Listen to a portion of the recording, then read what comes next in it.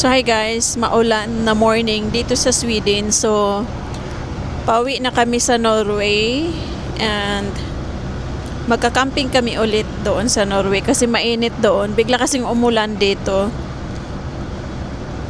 Sabado at ngayon ay Linggo. So umulan siya kaya uwi na lang kami sa Norway.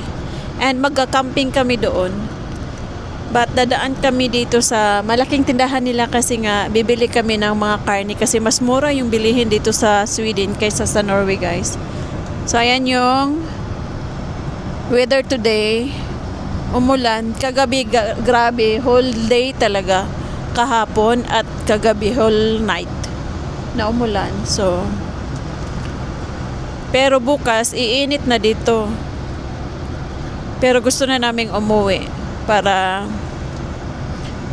makapag naman ako sa aming garden kasi yung mga bulaklak ko doon grabe wala man lang nagbibigay ng tubig guys, so kawawa naman sila. Pero aalis pa kami after how many days siguro aalis ulit. So yun lang yung update sa weather dito sa Sweden. I think sa ibang part ng Sweden ay mainit. So, tingnan natin kung maganda ba ang next camping namin. Mag-camping pa kami sa isang camping bago makarating sa aming bahay. So, one night lang kami. Siguro mamayang gabi lang to. Bukas, nasa bahay na siguro kami. Nag-parking kami sa isang shopping center. Kasi mamili kami. Kasi mura yung nila dito, mga bilihin. Stock Force Shopping ang pangalan. So tara, let's go. Mamili tayo. So pasok tayo dito sa kanilang shopping center. May Burger King dito, KFC.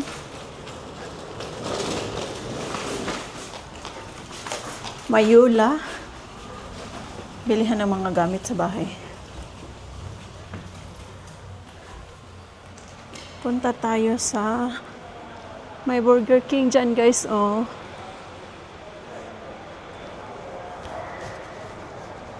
Merong Candy Factory. Ayan, mga sweets. Guti, Biten. May H&M din pala dito. Pero pupunta tayo dyan sa Maximat. Dyan tayo mamili kasi mura lang yung grocery store na to. Ayan. Maximat. Pasok tayo guys. Meron din palang coffee shop dito, Espresso House. Merong coffee shop, restaurant, H&M. So yung bibilhin namin guys ay mga karne lang kasi super mahal ang karne sa Norway. Dito ay mura lang. Yan, dami silang klase-klaseng karne dito.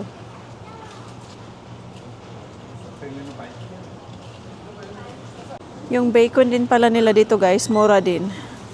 Ikumpara doon sa Norway. So yung karne nila beef guys ay 299 per kilo. Magkano kaya ito? Isang ganito. Ilang kilo kaya ito?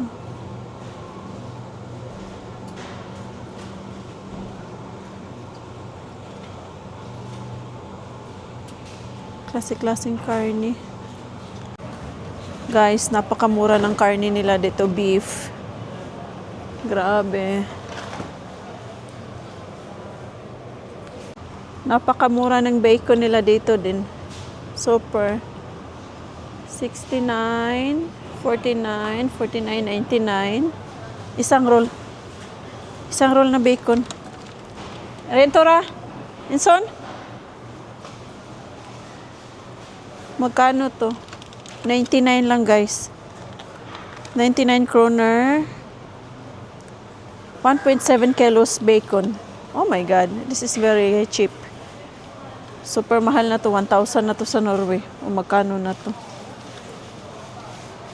So, bili tayo ng isa nito. 99 per kg. Super mura, guys. Naida na carbonara. Atro di ko fit mi dan. Kasya da nabili gara, ok? Nitini. Cola, darling? Nabili ha cola?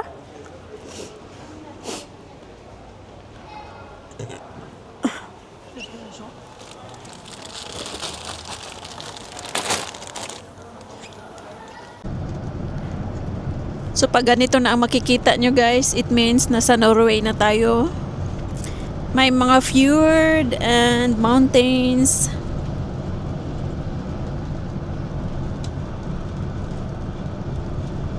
So ganyan yung view natin. Lakes and mountains.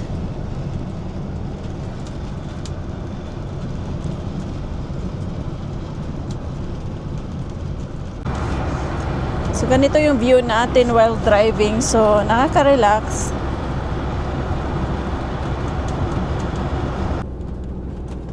So guys, may nadaanan kaming church. Ayan. So fint. Ganda oh. So this is the camping and andyan yung reception niya. So I think papasok tayo doon banda. Hi guys, good morning. Let's eat breakfast. So ganito lang kami mag-breakfast. Meron namang lamesa dyan, no? Pero hindi talaga ginamit. So yan yung view. Nature lang talaga siya. So hi guys, ito yung aming camper van. Ayan. So dito kami sa campsite ngayon, camping site. So ayan.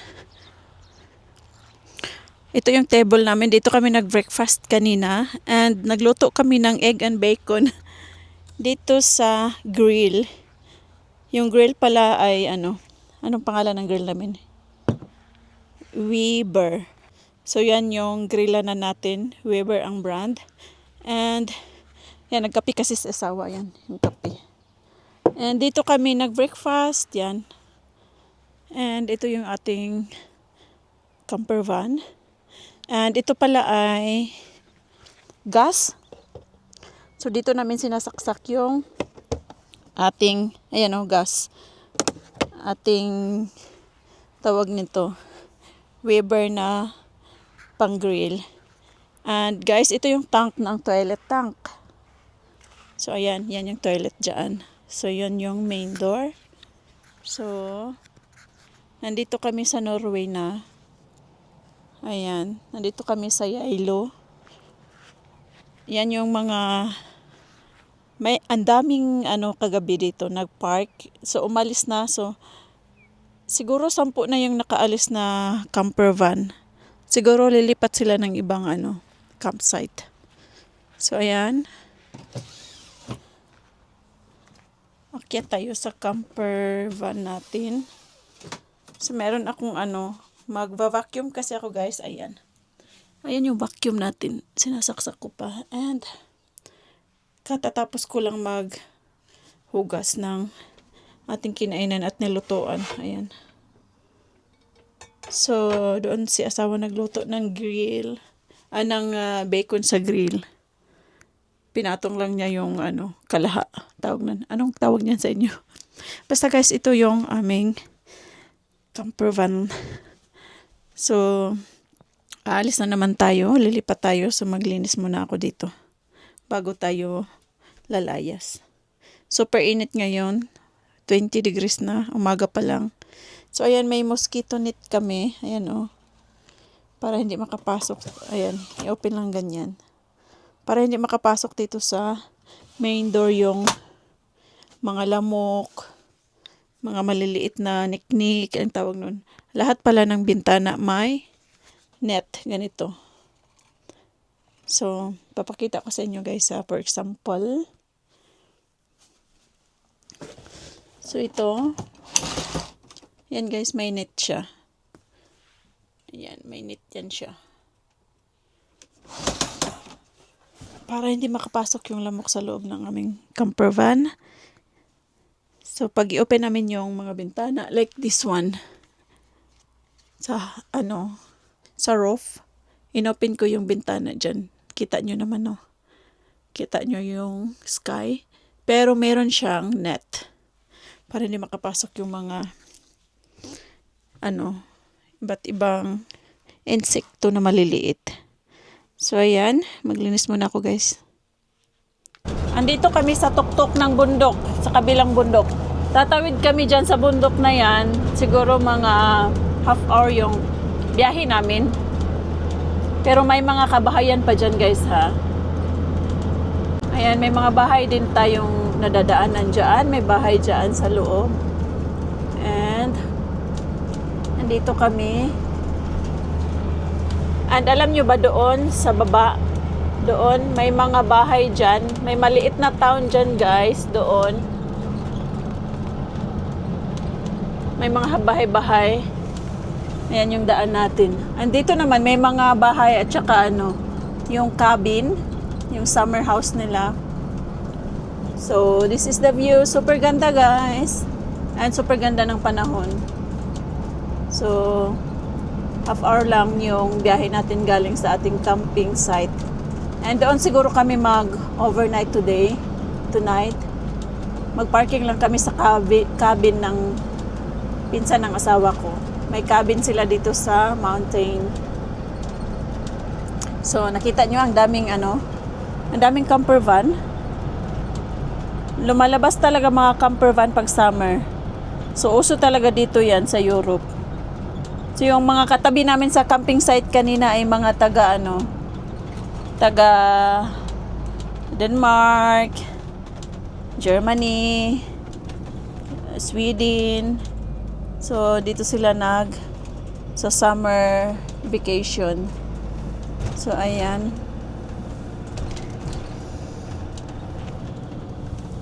May mga tourist bus. Yan, tourist bus yan, guys.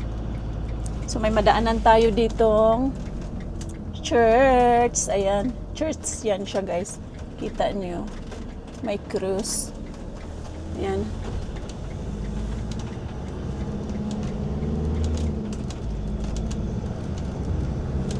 So, yan dyan ay libingan yan, guys. Yung nakita nyo dyan. Mga libingan dito ay katabi ng church at may mga kapatabing bahay pa. Wala kasi yan dito sa kanila yung multo-multo, guys. So, ayan, maganda din yung campsite namin kagabi. Tahimik. So, ayan, back on the road trip. Hi guys, nandito na kami sa labas ng cabin ng pinsan ng asawa ko. So, meron din diyang kapitbahay nilang cabin. Diyan. Ganito yung mga cabin nila, guys. May mga grass sa ibabaw ng tawag nito, roof. Sa bubong. So, dito yung aming camper van. Ayan. So, dyan sa likod yung cabin ng pinsan ng asawa ko. So, ayan. May sasakyan sila dyan. And meron din silang ito yung hinihila. Malaki din siya, guys. Hindi siya camper van. Pero yung siya, hinihila din siya.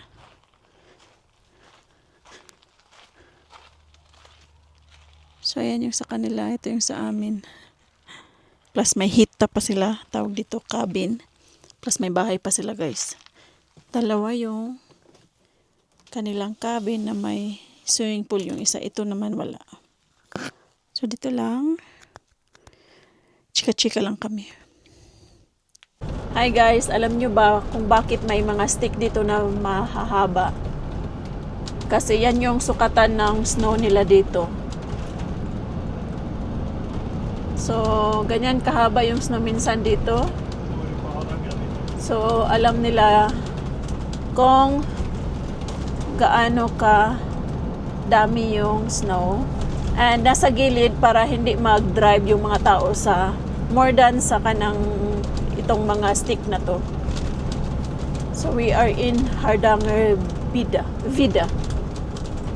So nasa mountain kami. So kaya may ganyan para alam ng mga tao kung hanggang saan lang sila mag-drive kung maraming snow, kasi hindi masyadong kita ang kalsada niyan pag maraming snow. So may sticks sila na timailhan ba nga kanang dili na sila mo drive mulampas og drive sa mga stick diha. So summer karon mo nang daghan kay diri og mga tourist, guys. Winter po daghan po sila tourist diri kay na sila diri ski kuan center. Pwede mag-ski ang mga tao. Katong walay mga snow na lugar, walay winter, mag-anhi sila diri. So daghan kay sticks kilid-kilid bawat side.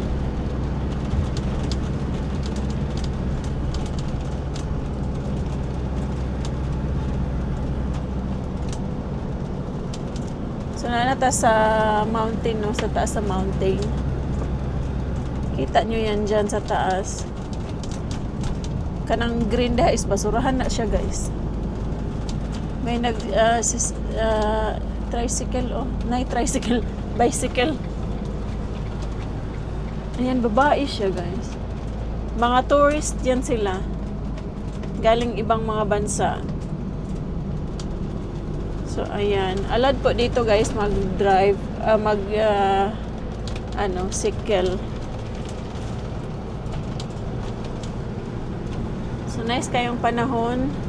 I think 20 degrees today here sa mountain.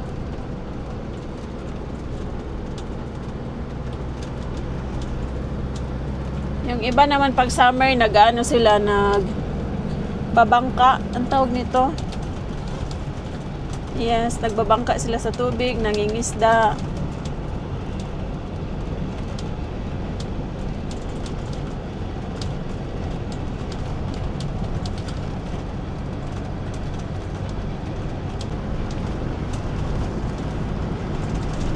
Narinig nyo kanina si asawa, guys, nagsasalita. Sabihin mo nandito na tayo sa ganitong lugar, ganyan. Alam nyo ba, dati hindi talaga nagsasalita, guys, pag nagsalita ako. At ayaw niyang nag-video ako dati. Pero ngayon, siya pa mismo, videohan mo, maganda yung view. O, diba? Supportive naman siya in other way. Pero hindi siya pwedeng isali sa mga vlog ko.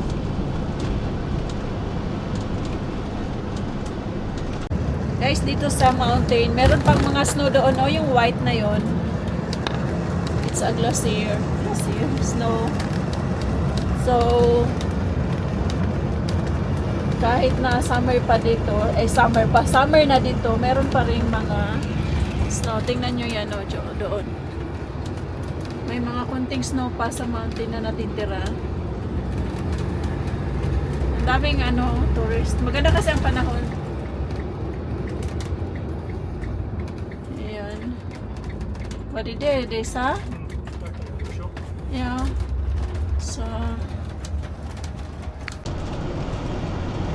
So grabe yung daan dito, guys, tingnan nyo.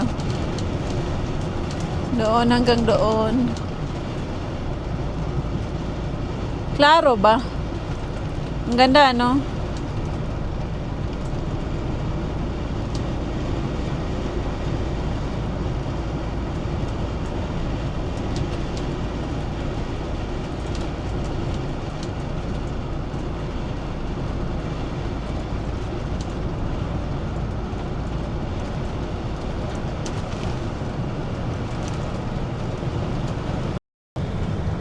So hi guys, meron pang glacier doon, ang dami snow. So hindi masyadong kita sa video, pero sa personal super ganda, guys. Grabe. Ang daming nag-i-stop na mga tao dyan at nag-take picture o video. So marami pang snow sa glacier sa mountain.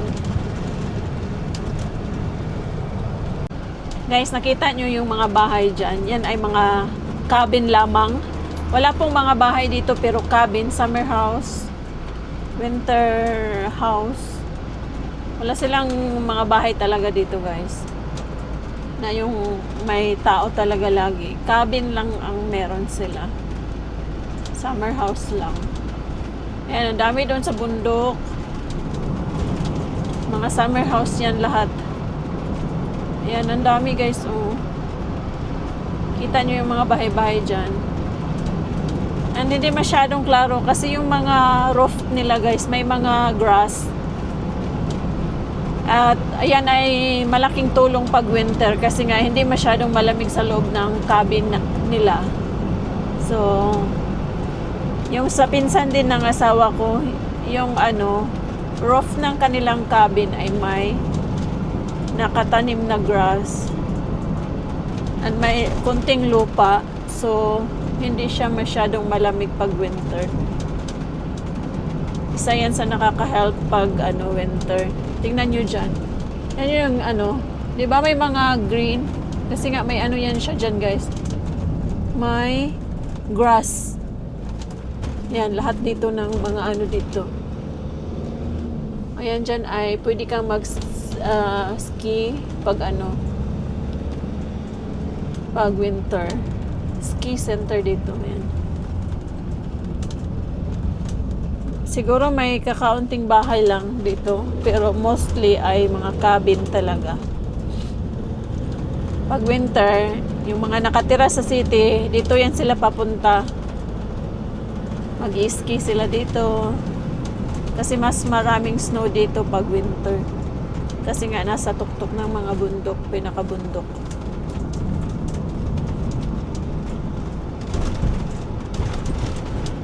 Ayun, dami doon Tabaldi miya daburta. Daming cabin doon Meron din pala silang mga hotel dito na pinaparintahan din ng mga cabin. Ha? Ha? Happy Batar? So yan, mga tourist bus yun siya guys. Daming turista pag summer talaga.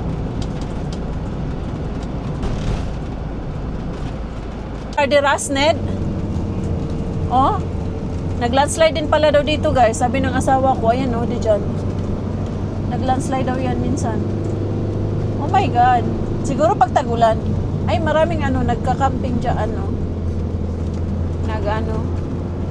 nagha-hike yun sila guys. Ayan, may mga bahay dyan.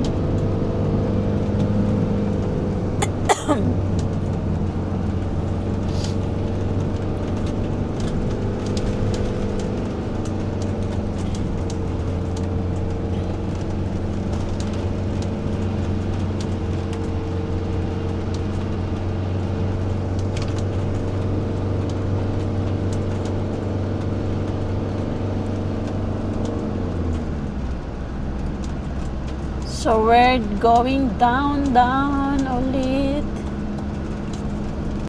So kung tanongin nyo ako kung nakakatakot magbiyahe dito sa Norway, hindi po. And if ever maplatan ng gulong or something happened, meron sila ditong matatawagan na help anywhere in Norway. Magpa-member ka sa kanila and then if you need some help, tatawag ka lang sa kanila and pupuntahan ka nila. Pero medyo mahal yung bayad. Pero pag SOS naman, so talagang pupuntahan ka nila kahit saan. Kasi kahit saan dito sa Norway, meron naman silang branch. And ganun din sa Europe, meron din sa buong Europe.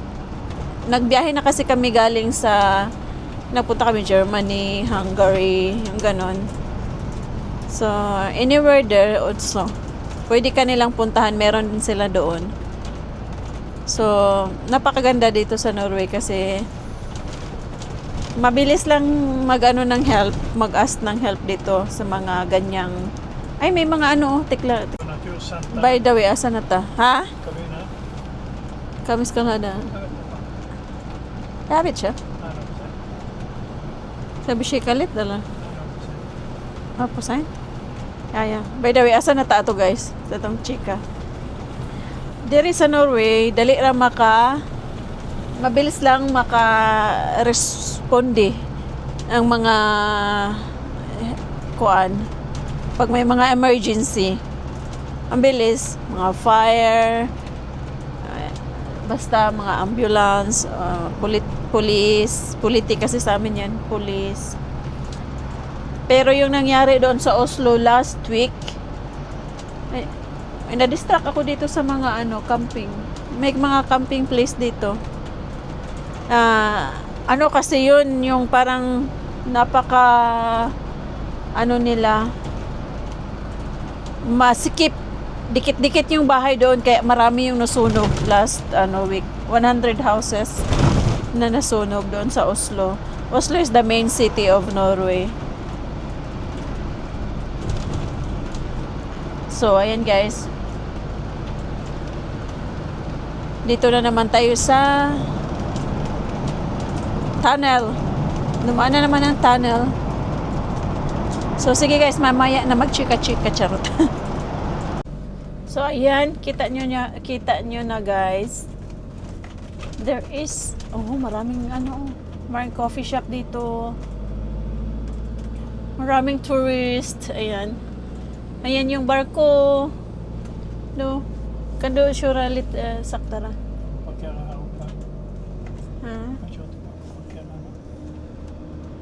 Ayan guys, ayatring siya. Ayan Ayan, ang laki ng barko. Marami yung turista. Ayan may mga turista. So ayan yung barko guys. Cruise ship. Ayan. Dito sa Eidsfjord. Ayan. Laki ng barko. Hindi masyadong kita. Ayan, ang daming tourist Kita nyo. Ayan. So, ayan yung barko doon. Cruise ship. Nakasakay na ba kayo ng cruise ship, guys? Ako nakasakay na ako ng cruise ship. Ilang beses na siya. Ayan, may mountain dyan. And where are the, sa baba ng mountain. Ayan, pwedeng maligo dito, guys. But this is not dagat. This is lake.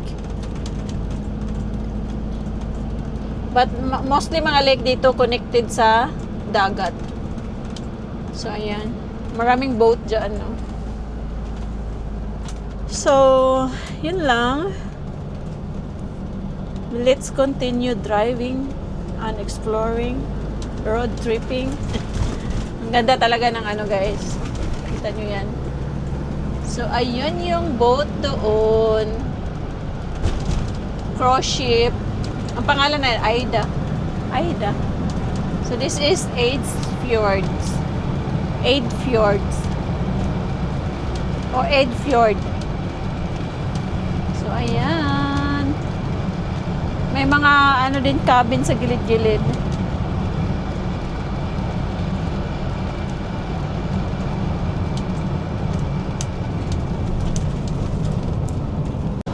Turquoise ang color ng water, guys. Grabe. Super linis ng tubig.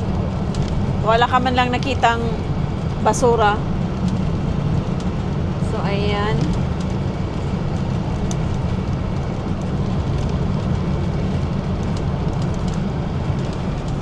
Grabe talaga ang nature ng Norway, guys.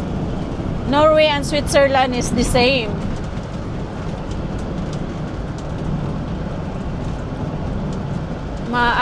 Mayaman sa natures. Alam nyo ba dati yung nila na pinaka main nila of living is pangingisda, guys. Before pa nila na na may oil sila dito.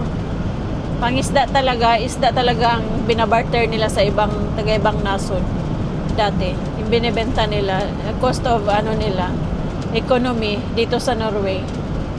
So, after that, yung na-discover nila yung na may oil and gas pala sila dito. Ayan. Mas yumaman sila. Maliit na country lang, 5 million plus lang yung tao, pero napakadaming ano, source of income dito, kaya mayaman sila. Mayaman kami. Kasali na ako doon, Norwegian na ako eh. Charot. Yes. Kaya maganda yung ano namin dito. Economy.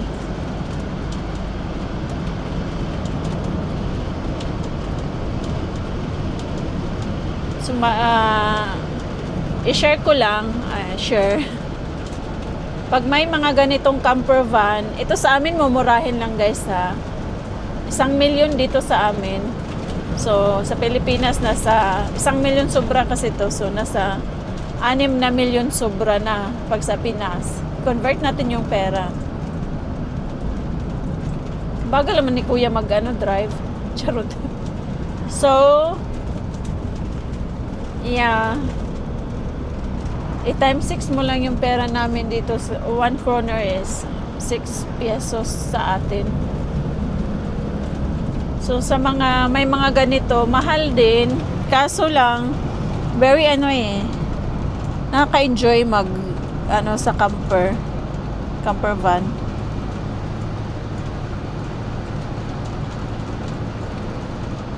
Yung pinuntahan namin na pinsan ng asawa ko, meron silang cabin, 2. Yung isang cabin nila may swimming pool. Pero nahiya akong mag-video guys kasi very private person sila. Okay naman sila, super bait. Super daming niluto na pagkain. Nag-grill kami kahapon. Ayan, ang dami nating nasa lubong na mga camper van. Ayan din guys, hinihila lang siya, yun. Meron din yang lutuan sa loob, kusina, sala. Pero wala nga lang siyang makina, kaya hinihila siya ng sasakyan. May nadaanan tayong tawag nito, roundabout na may pailaw. Ang ganda ng ilaw, oh.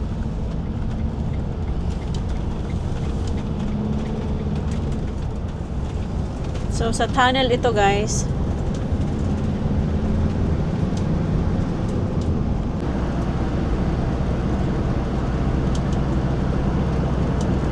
Bridge. Nasa bridge kami.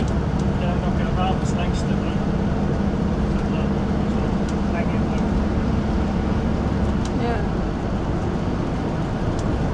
And this is the view.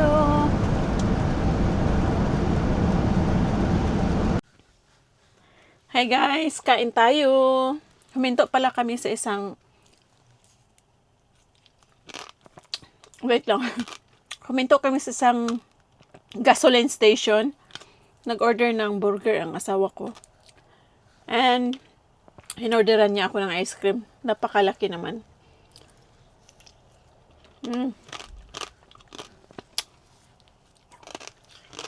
Cheers. Kain tayo.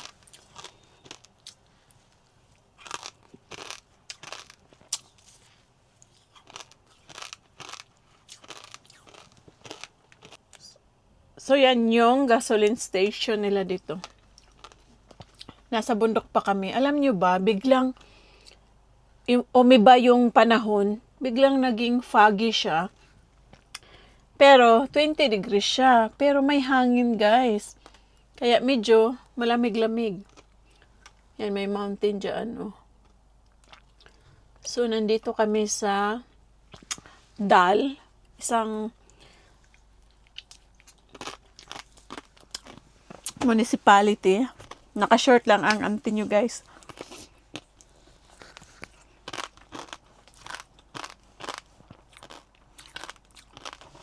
Pauwi na pala kami sa bahay.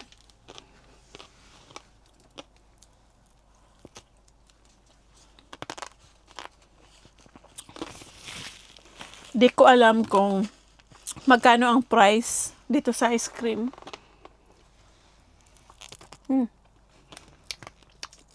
Lalaki ng ice cream nila.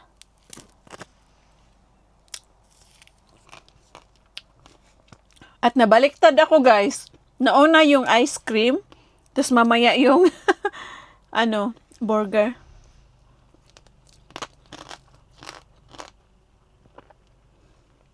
So baliktad. okay lang. Panghapunan na lang natin yung tanghali pa. I think, hapon na siguro. Mga 2:00 na ng hapon.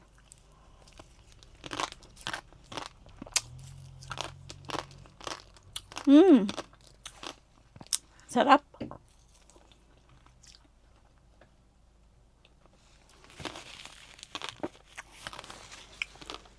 Kain!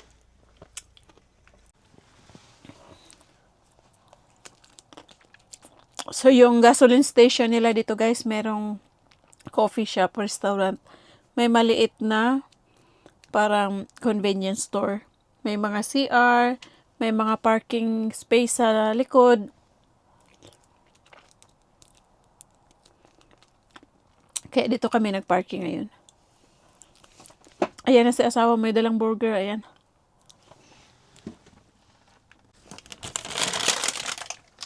Ayan guys, yung burger namin. It's it.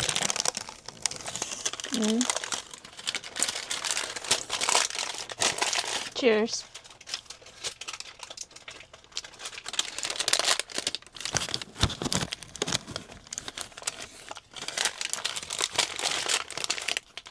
Parang maalat.